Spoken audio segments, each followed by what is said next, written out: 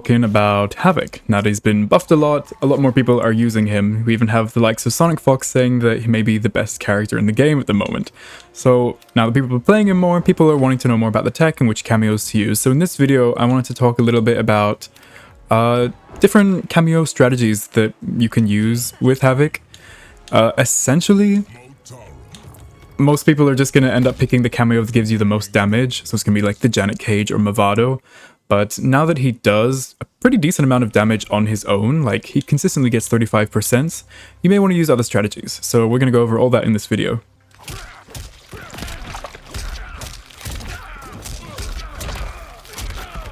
So as you can see, even just from a regular B&B with Havik, he's getting easy 36% without spending any meter from like regular B&Bs, like the hits that he's always getting. So you're never at a loss for damage, but a main way that people like to use their cameos is to get more and more damage.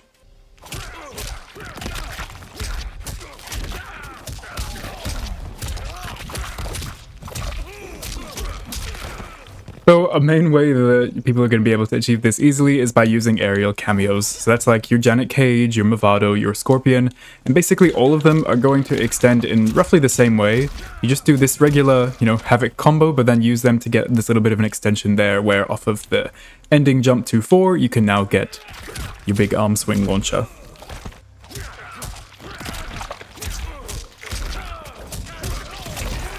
Most popularly, this is going to be done with Mavado, because he's very easy to extend with and also gives you some other bonuses, like, being able to place this trap to give yourself safe armor, and easily convert off of strings without having to commit to spending cameo gauge.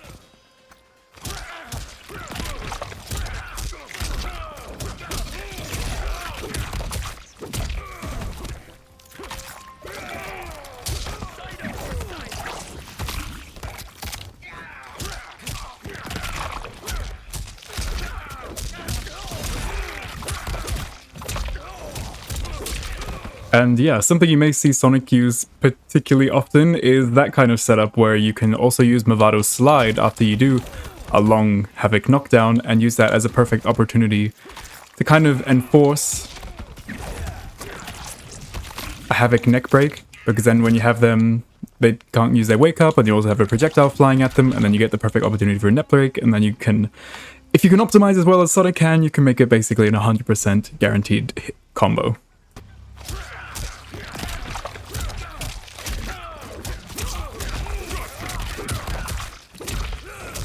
Yeah, once again, this can be done with any of your Jax, Scorpion, any of your aerial hitting cameos.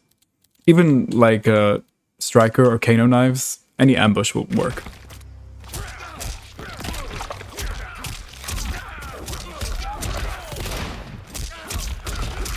Yep, Striker grenades, anything will get this combo easily done, and then instead of getting like 35%, now you're consistently getting 40% or more. And just a few more examples quickly.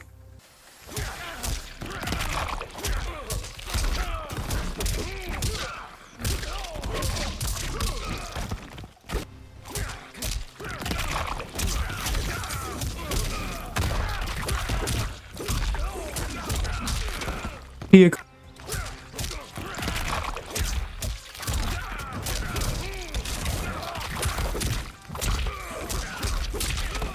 Now, in my opinion, I don't think summon cameo extenders are particularly useful in Havik's case, mainly because he already has special moves he can dial into automatically to extend his combos meterlessly, like this and this. But even in Serena's case, where, she has this notoriously annoying, safe, like, combo starter, unlike, Sub-Zero and Frost, who are very unsafe.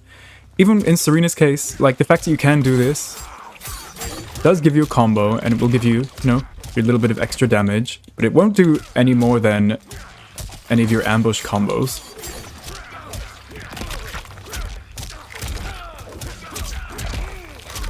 %, is still decent, but the strength of being able to dial into this is just not that strong when he can already do something that's basically the same himself, like dialing into a safe high. It's something he's already doing by default, so Serena doesn't really provide that much of an extra advantage, unlike a Kano knives or a Striker grenades or any kind of ambush would that can either be used on offense or easy conversions in combos, like no matter what. Because a lot of these ambush cameos, you can be able to extend from things like your down twos, or this string, like Mavado and Scorpion, can all extend from this type of stuff, whereas Serena's not going to be able to, and where she does extend is places you're already able to easily extend yourself. That said though, I do think there is a really big place for summon mix-ups in Havik's toolkit. I think cameos like Scorpion and Sonya, who have overheads, are going to be very, very useful for him, because not only does he have quite a few cheeky safe loads in his toolkit now, like this I believe is now made safe. This string is, you know, a notorious mix-up and is the safe option versus the throw, so he's got a lot of lows already, but now he also has a launching low, and it is very unsafe, so you're not going to be wanting to use it very often. But the fact that you can get this, and anytime you do it, you're going to get a nice 30%, is a good enough threat that you can always be throwing out these overheads, and as long as the overhead gives you a decent enough reward, and both of these overheads for Scorpion and Sonya are either safe or plus on block in Sonya's case, so you can really just do these all the time as practically your default option. Just, oh, buttons into this, and Scorpion's is so good that you actually get quite a lot of reward from it. Like, easy 33% combo anytime you go for this safe mix-up, and keep in mind this combo is meterless except for, you know, the cameo gauge you use to go for the mix-up. So really good that you can do this off of any of his mixes, and it combos from like all the things that go into lows. So now you can always be going for this overhead that leads into a nice combo as long as you don't drop it, whoopsie. And yeah, the threat of this overhead consistently means that a lot of the time you now can, I mean not a lot of the time, but sometimes you can now start going for the low and then getting a full combo from the low.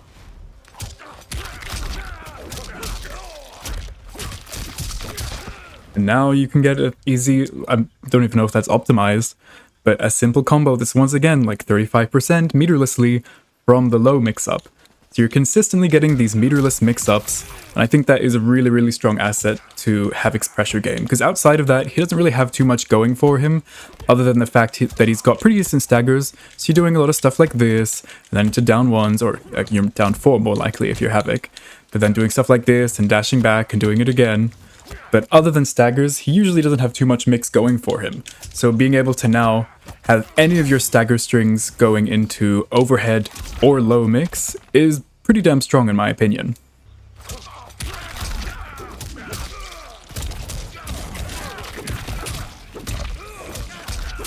So yeah, the threat of a 40% combo from any time you go for an overhead or low is always looming.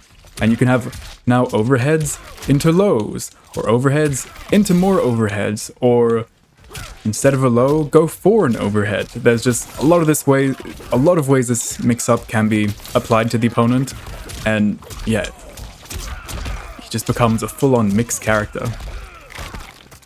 And finally, there are picks that are almost the complete opposite of what we were talking about at the start. Characters that just give you a lot of, you know, combo damage, but not much pressure or safety or anything.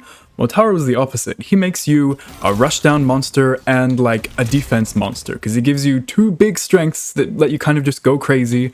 And when you get the hit, you go for your own style of combos, like nothing special. But when the opponent is blocking or you're on the defense, you are a lot stronger. Now when the opponent is blocking, instead of just going for staggers, you can be going for his ridiculous plus, what is this, plus 17? Plus 13 low. You can just be looping this over and over again and really force some pressure, which is, you know, really quite stupid stuff. So unless your offense be super simple, super easy, and this thing has like practically no cooldown, it comes back so quick. So you can really spam this quite a lot to like with almost no risk. And so you can mix it up with your overheads and whatever. It's really, really good. It makes your pressure very simple, very obvious. But then also when you're going for your own mix, like your instant overhead, or your low, or this like command throw in the string, or even your armored wake up, all of this becomes a lot stronger because now all of them can just be teleported full screen. So whether it works out or not, you can keep yourself completely safe. When you wake up, all you do have to delay it a little bit, but then boom, instantly safe. And this is practically impossible for most of the cast to punish. Maybe, you know, a Johnny will get a flying shadow kick or something, but you're practically completely safe from all of these, which is really, really scary, because that means now he can just be thrown out, instant overheads, he can be waking up safely, teleporting full screen, and just imagine, like, you're in the corner, you're on defense in the corner, your opponent gives you 1 second to breathe, you instantly jump up and teleport away, and you've hit them with an overhead and you're completely out of the corner. Boom, half a Kameo gauge, and that is such a strong tool that you can throw out at any point now.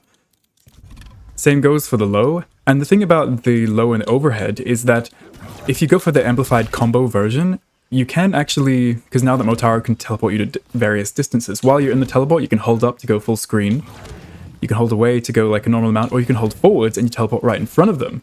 And you can easily react to the overhead actually hitting the opponent and still get a combo from it if you try to, you know, teleport away to keep yourself safe. You can be like, oh, I don't want to go away, I want to go close and get a combo.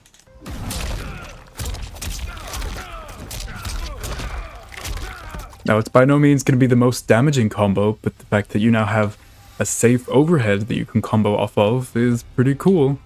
Yeah, Motaro basically gives you either really brain-dead offense or lets you go for your own mix with your overheads, lows, throws, or wake-ups completely safe thanks to his teleport. And of course, you know, also lets you kind of zone a little bit more easily if you want to start throwing out this kind of stuff. Now that I've given you and talked about basically all of the options, if you are someone that likes a final verdict, I would say that Mavado is probably your best choice. And that's probably pretty obvious. If, you know, the best players in the world are mostly using Mavado, you can take a guess as to why. He gives you basically everything you could want. He gives you the good damage off of the combos you're already doing.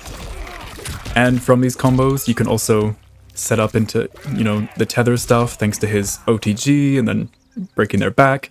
He also lets you convert off of things you usually can't convert off of, like this.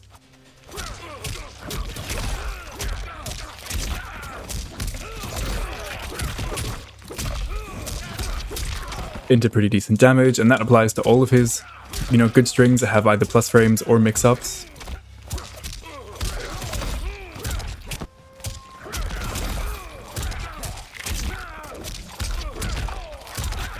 You can even make your pressure better by using this rare plus unblock thing. It is plus 11, so if you do want to throw it in, it can make your stagger game, you know, a little bit more interesting. And on top of all that, his mine lets you go for, you know, expensive, but everything else. It lets you keep your wake up effectively safe, because it interrupts their punish. It lets you combo from your throw.